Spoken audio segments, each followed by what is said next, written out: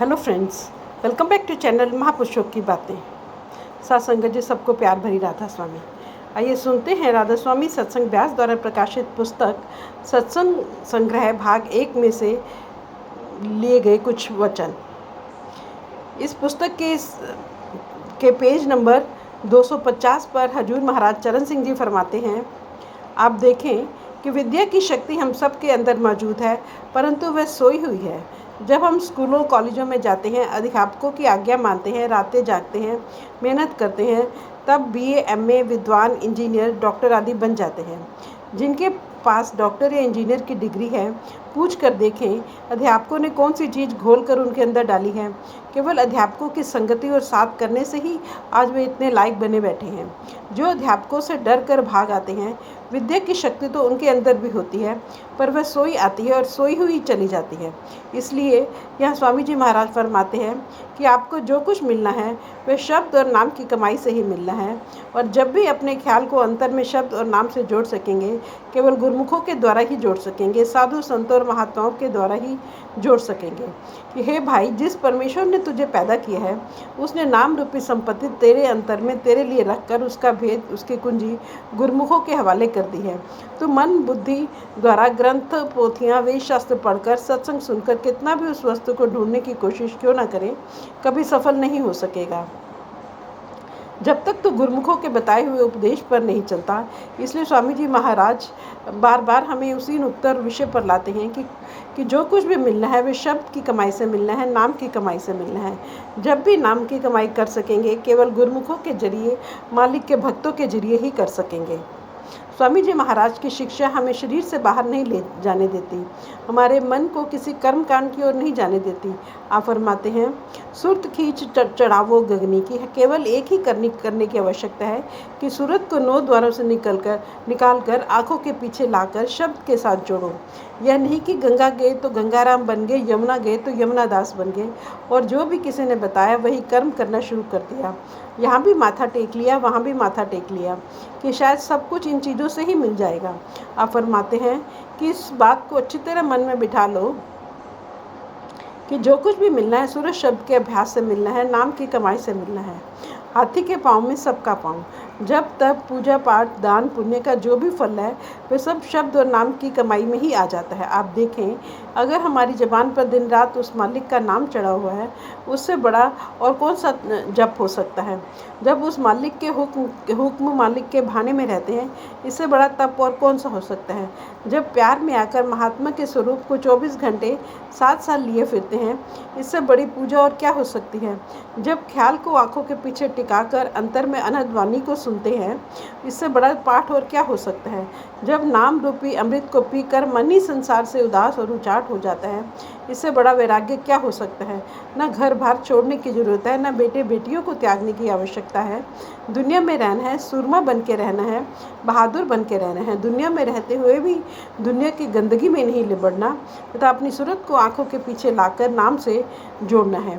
कि भक्ति तो हम दुनिया के सब जीव अपनी अपनी बुद्धि के अनुसार करते हैं, क्योंकि आत्मा का आकर्षण अपने असल की ओर अवश्य आकर्षित करता है। उसके अधीन होकर सब उस परमात्मा को ढूंढना शुरू कर देते हैं। परंतु जो शब्द की कमाई करके, नाम की कमाई करके अपने मन को पवित्र कर लेते हैं, परमात्मा की वास्तविक भक्ति की समझ या परख उन गुरुमुखों को ही है। यही भक्ति वापस ले जाकर हमें हमारे ठिकाने पर पहुंचाएगी। स्वामी जी महाराज कहते हैं कि भक्ति उस परमात्मा को मंजूर है, वह सूरत को आंखों के पीछे लाकर नाम या शब्द की कमाई करने की भक्ति है। आप फरमाते हैं कि अगर तालाब गंदा हो, उसके अंदर लहरें उठ रही हों, हम उसमें अपनी शक्ल नहीं देख सकते। यदि लहरें स्थिर हो जाएं, मिट्टी बैठ जाए, तो हम उसमें अपनी शक्ल देख सकते हैं। हमारे मन के अंदर विषय विकारों, शराबों, कबाबों, जातियों, धर्मों और देशों के मोह की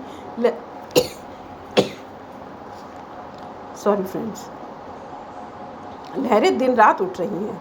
हमारा मन संसार के मोह और प्यार में फंसकर अति गंदा और मैला हो चुका है।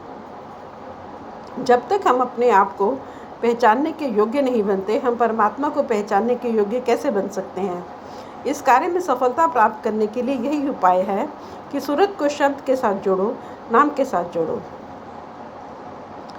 फिर समझाते हैं, सिवाय सूरज शब्द के अभ्यास के, नाम की कमाई के और कोई प्रयत्न करने की जरूरत नहीं है। बाकी सब साधन, सब उपाय छोड़ देने हैं, सब कर्मकांड छोड़ देने हैं।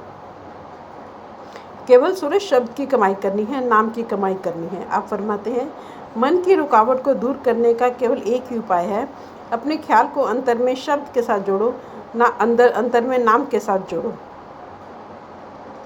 अब स्वामी जी महाराज दो जबरदस्त नसीहतें देते हैं। एक तो महात्माओं पर, गुरुमुखों पर भरोसा करना है, विश्वास करना है कि शब्द और नाम की कमाई नाम की कमाई ही एक ऐसी भक्ति है जो हमें वापस ले जाकर परमात्मा से मिला सकेगी। यही भक्ति हमारे मार्ग से मन की रुकावट को दूर कर सकेगी, आत्मा और मन की गांठ खोल सकेगी। इसी के द्वारा हमारी आत्मा पवित्र हो सकेगी, परमात्मा से मिलने के योग्य हो सकती है। अगर हमें भरोसा ना हो, विश्वास ना हो, तो हमारा मन कभी भी नाम की कमाई की ओर नहीं चल सकता। अगर हमें पता है कि सड़क सीधी दिल्ली की ओर जाती है, किस प्रकार अपनी मोटर दौड़ाते चले जाते हैं। अगर मन में शंका या भ्रम हो, जगह जगह खड़े होकर पूछते हैं, नक्शे देखते हैं, थोड़ा चलते हैं, पर कभी दाएं मुड़ जाते हैं, कभी बाएं चल देते हैं, हमारी यात्रा कितनी लंबी हो जाती है। यदि भरोसा ना हो तो ये संसार प्रगति ही नहीं कर सकता। हमें विश्वास होता है कि जब हम हवाई जहाज़ों की सैर करते हैं, समुद्री जहाज़ों में घूमते हैं, गाड़ियों में रात को निश्चिंत होकर सो जाते हैं, वे कितने गड्ढों पर से गुजरती है, कितनी नदियों पर से जाती है, उन पर भरोसा करके ही यात्रा तय की जा सकती है। स्वामी जी महाराज कहते हैं कि महात्मा अपना जो निजी अनुभव समझाते हैं कि सूरज शब्द के अभ्यास द्वारा ही मन की रुकावट मार्ग से दूर होगी। हमें उनके उपदेश, उनकी शिक्षा पर भरोसा करना पड़ेगा, विश्वास करना पड़ेगा, ताकि हम उनके अनुभव से पूरा लाभ उठा सकें। दूसरी शिक्षा यह देते हैं कि हमें आलस नहीं करना, सुस्ती नहीं करनी चाहिए। रोज़ मालिक की भक्ति को पूरा समय देना चाहिए। मालिक की भक्ति का कोई खास समय नहीं है।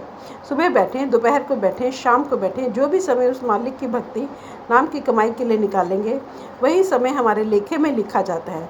परंतु सुबह के समय बहुत से ऐसे लाभ हैं जो हमें दूसरे किसी समय में मिल ही नहीं सकते।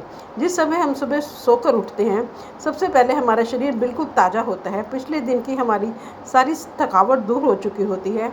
हमारा ख्याल भी संसार के अंदर फैला हुआ नहीं होता। गलियों और मोहल्लों में भी शांति होती है। फिर जब हम एक नया दिन शुरू करने जा रहे हैं, तो क्यों ना मालिक का नाम लेकर शुरू किया जाए, ताकि उसका सरूर, उसकी खुशी सारा दिन हमारे साथ रहे। अगर हम दोपहर के समय भजन में बैठेंगे, स्त्रियों को चौके चूल्हे का काम भी करना है, पुरुषों को दफ्तर भी जाना है, तथा गलियों मोहल्लों में भी कितना शोर होता है, तथा समय भी नहीं निकलता। यदि हम शाम को भजन करते हैं, सारा दिन काम कर के शरीर थक जाता है। सारे दिन के झगड़े आंखों के आगे आकर फिरना शुरू हो जाते हैं। जो सुबह घंटे 1.5 घंटे में काम बनता है, उसके लिए शाम को 4-5 घंटे चाहिए। इतना समय किसके पास होता है? इसलिए महात्मा सुबह के समय को ही भजन के लिए उपयुक्त बताते हैं। इसका यह मतलब नहीं कि जिसके पास सुबह समय ना हो, वह दोपहर को ना बैठे या शाम को भजन के लिए ना बैठे। जो घड़ी 2 घड़ी, घंटा 2 घंटा मालिक की भक्ति करेंगे, नाम की कमाई करेंगे, वही हमारे लेखे में लिखी जाएगी, उसी का हमें लाभ मिलेगा। इसलिए स्वामी जी महाराज कहते हैं कि आलस ना करें, सुस्ती ना करें। यूँ ही कागज़ पेंसिल लेकर योजनाएं ना बनाते रहो कि थोड़े वर्ष रह गए हैं, रिटायर हो जाएंगे, बाल बच्चे कारोबार संभाल लेंगे, तब निश्चिंत होकर किसी मंदिर, मस्जिद या गुरुद्वारे में बैठकर मालिक की भक्ति करेंगे। जितनी भी नेक नियति से, अच्छी भावना से योजनाएं क्यों ना बनाएं, हमें मालिक की योजनाओं का पता नहीं चलता। कुछ पता नहीं कब भरे परिवार को छोड़कर जाना पड़ जाएगा, किस समय मालिक का बुलावा आ जाएगा। आप रोज़ अखबारों में पढ़ते हैं कि ग्रास हाथ में ही रह जाता है, मुंह तक नहीं पहुंचता, हृदय गति रुक जाती है। हम योजनाएं तो ऐसे बनाते हैं जैसे हमें हजारों वर्ष रहना है। स्वामी जी महाराज कहते हैं कि रोज़ मालिक की भक्ति करनी चाहिए। मन के साथ ज़बरदस्ती भी करनी पड़े तो ज़रूर करनी चाहिए, क्योंकि यही चीज़ अंत समय हमारे साथ जाएगी। बाकी संसार की सब चीज़ें यहीं छोड़ देनी पड़ेंगी। यदि महमूद गजनवी के साथ हिंदुस्तान की धन दौलत न जा सकी, तो हमारे साथ दुनिया की कौन सी धन दौलत जा सकेगी? यह जो रुपया, पैसा, संपत्ति आज हमारे नाम है, ये वस्तुएं कभी हमारे बुजुर्गों के नाम भी थी।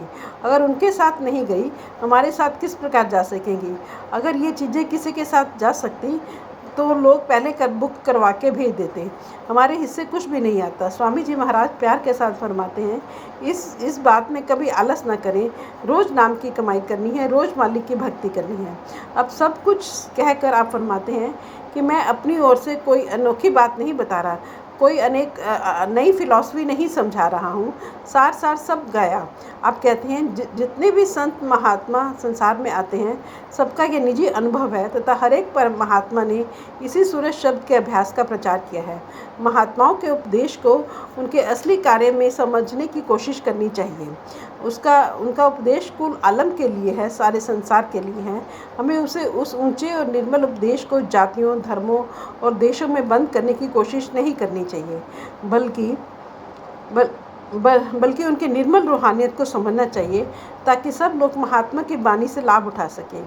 इसलिए स्वामी जी महाराज कहते हैं जितने भी संत महात्मा आए हैं सबने शब्द का प्रचार किया है, नाम का प्रचार किया है। ये राधा स्वामी ना किसी जाति या संप्रदाय का नाम है, ना किसी धर्म का नाम है।